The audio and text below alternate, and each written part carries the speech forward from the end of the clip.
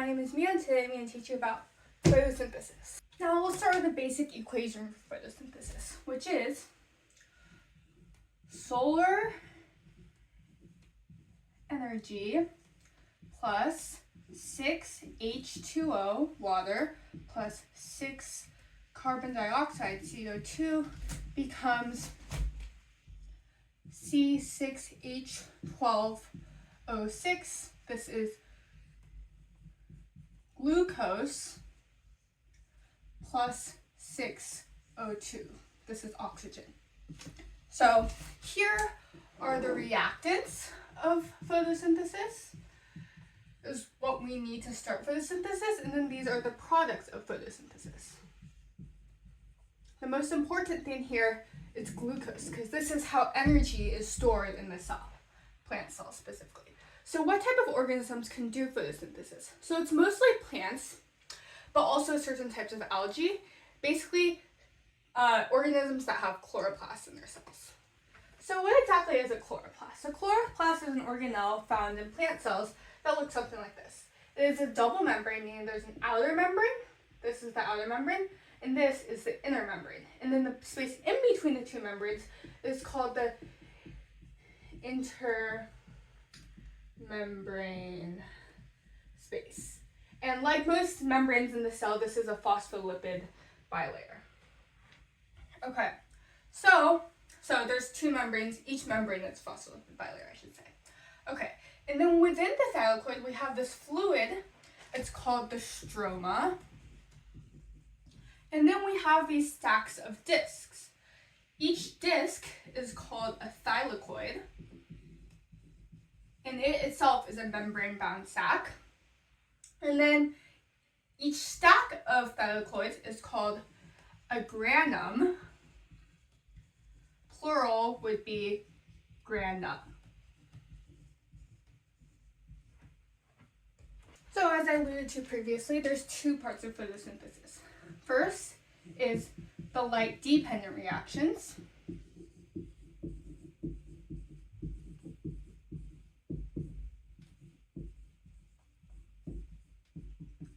And then the light-independent reactions.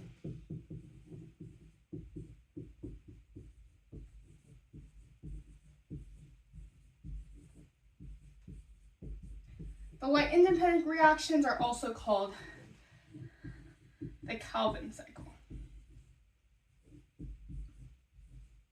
So now where do these occur? So we'll talk first about the light-dependent reactions. So these occur in the thylakoid membrane. So remember, we have our chloroplast, we have little discs called thylakoids, and then this is the membrane of that thylakoid. So if I blow this thylakoid up, there's going to be a membrane that looks something like that, and then there's going to be a bunch of proteins. That's where the light-dependent reactions take place. So it's something called the electron transport chain, which, let me quickly sketch something.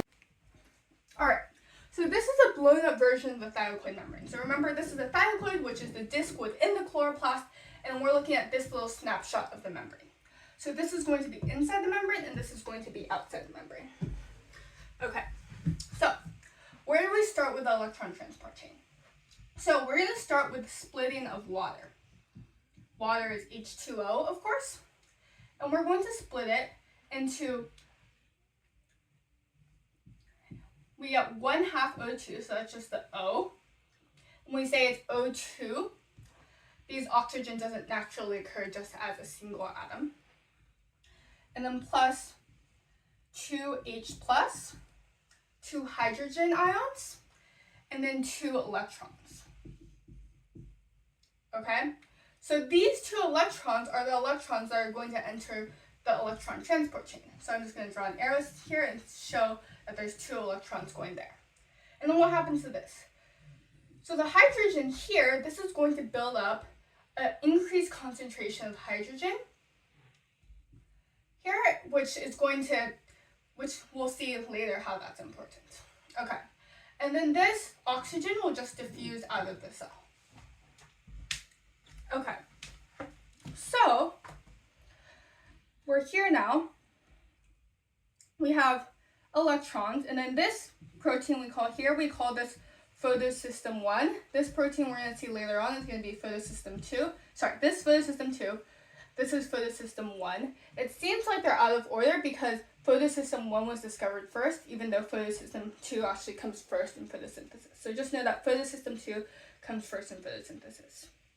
So what happens at photosystem 1? So photosystem 1, I'm not going to get into the specifics, but it has a reaction center that contains a lot of pigments such as chlorophylls.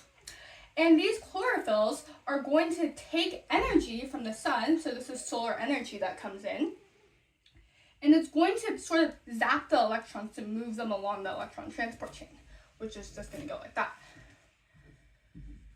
Okay, so at photosystem 1, we zap the electrons, it goes over here. Same thing happens at photosystem 2 because the electrons, you can say, they're kids. They get a zap of energy and then they get tired. They need another zap of energy to get to the end. And then at the end here, there's this compound called NADP+. And this electron, it's going to combine with the NADP+ and the hydrogen ion that's just floating around to make NADPH, which we're going to use in later cycles. Now, what's this thing here? So one more thing that happens during the electron transport chain, the light-dependent reactions of photosynthesis, is ATP synthesis. So, like I mentioned, there's going to be a hydrogen ion gradient building up, right? So what happens is that those hydrogen ions, they go through this protein called ATP synthase. They move from high concentration to low concentration. And in doing so, by moving across this way, that energy, that allows for the synthesis of ATP. So ADP, adenine diphosphate, becomes ATP, adenine triphosphate, by adding an inorganic phosphate. So that's what happens during the light-dependent reactions. So to summarize, we have H2O, which becomes O2, 2H+, and we also have solar energy,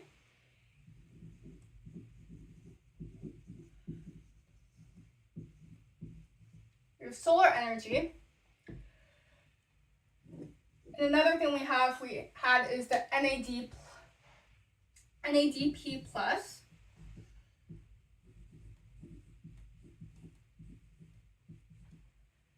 and then we're going to get NADPH,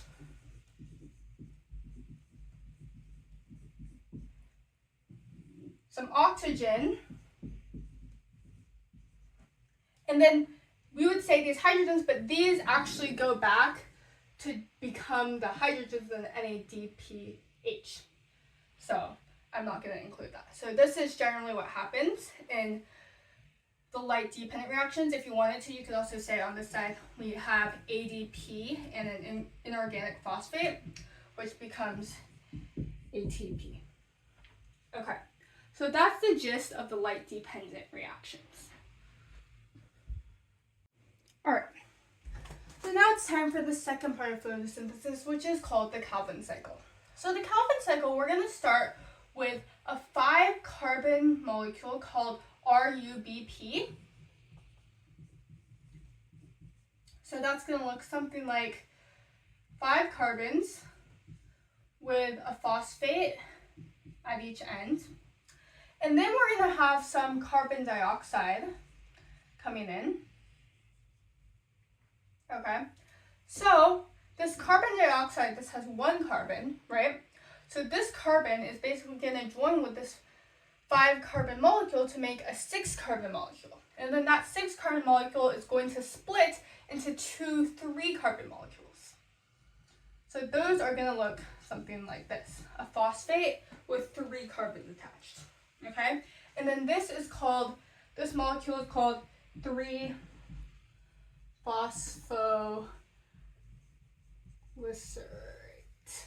And then this step of reaction is going to be catalyzed by the enzyme Rubisco, which is easy to remember since RUBP, Rubisco.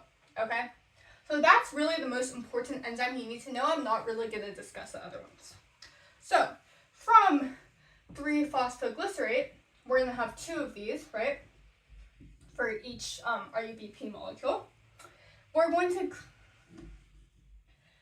to attach a phosphate to each side of each of these.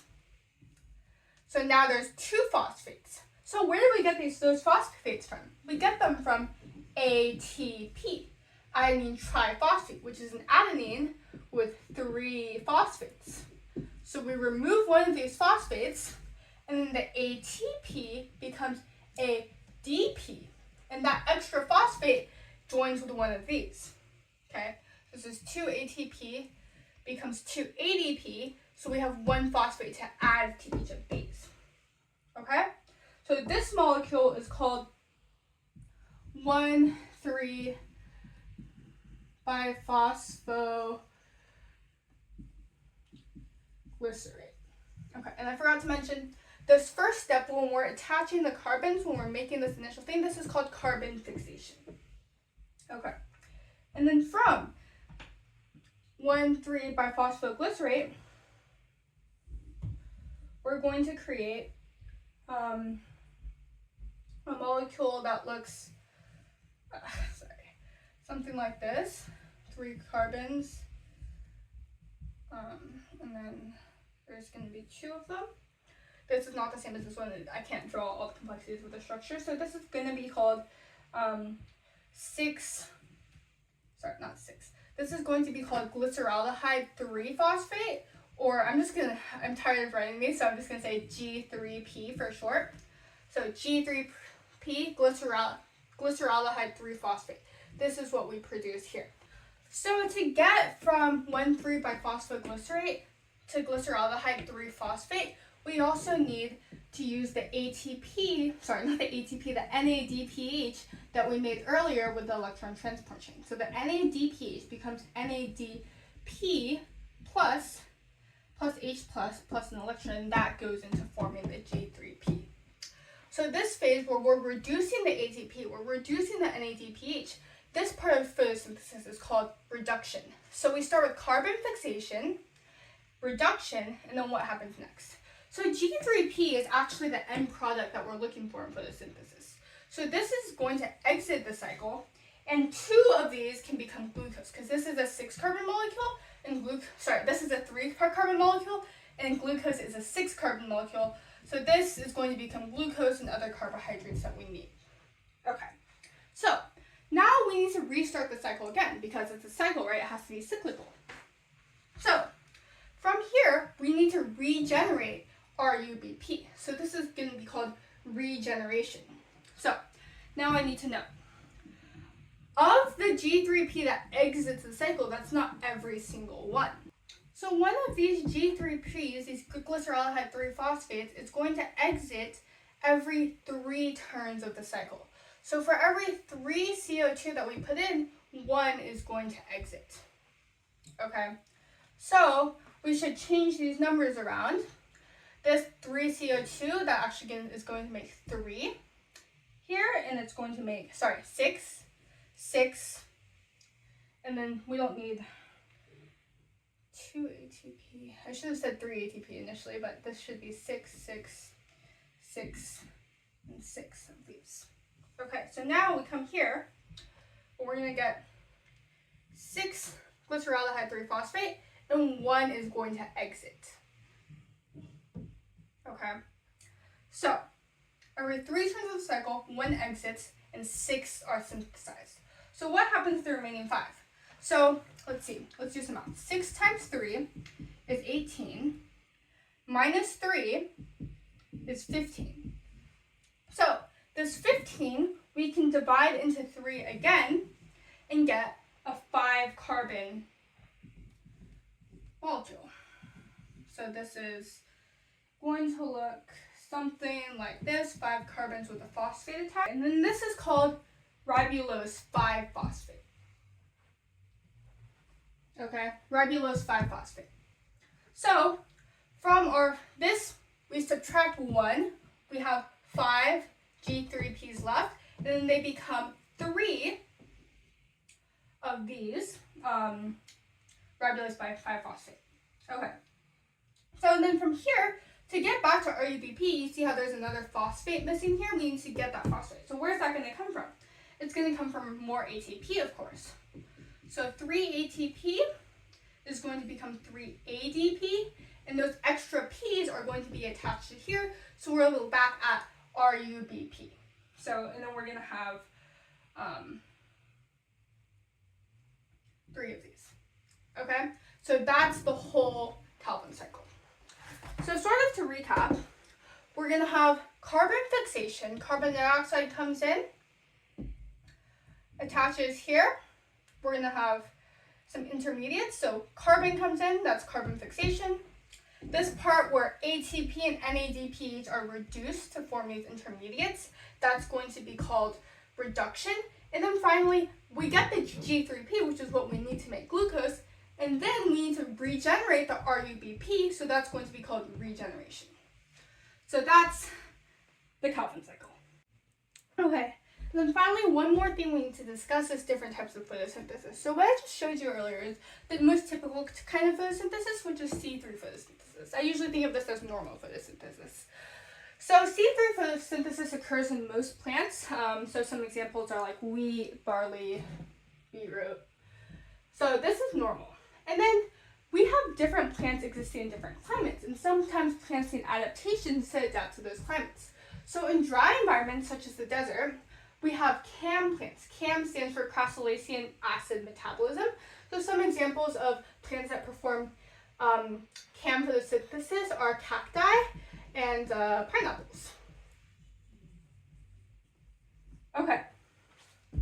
So essentially what you need to know, you don't need to know the details, but you need to know that in CAM photosynthesis, the plants only open their stomata at night to reduce water loss. So the carbon dioxide is stored in CAM, crassulacean acid, and that's how they do photosynthesis. Okay. And then C4, this is generally in warm climates. So some examples of C4 plants are corn and sugarcane. And the main difference between C3 photosynthesis and C4 photosynthesis is that it uses the enzyme PEP carboxylase. But I'm not going to get into details since you don't really need to. So the gist of this that you need to know is that different plants might have different ways of doing photosynthesis to adapt to their specific environments. Alright, so to recap this whole thing, photosynthesis has 2 parts. The light dependent reactions and the light independent reactions, aka the Calvin cycle. Okay, so you need to know how both of these work. I suggest that you practice drawing diagrams of each so you can understand how it works and remember it. So the overall equation, one more time, is going to be 6H2O plus 6CO2 plus solar energy, arrow, that means yields, C6H12O6, that's going to be glucose, and then 6O2. So, see that? There you go. That is photosynthesis.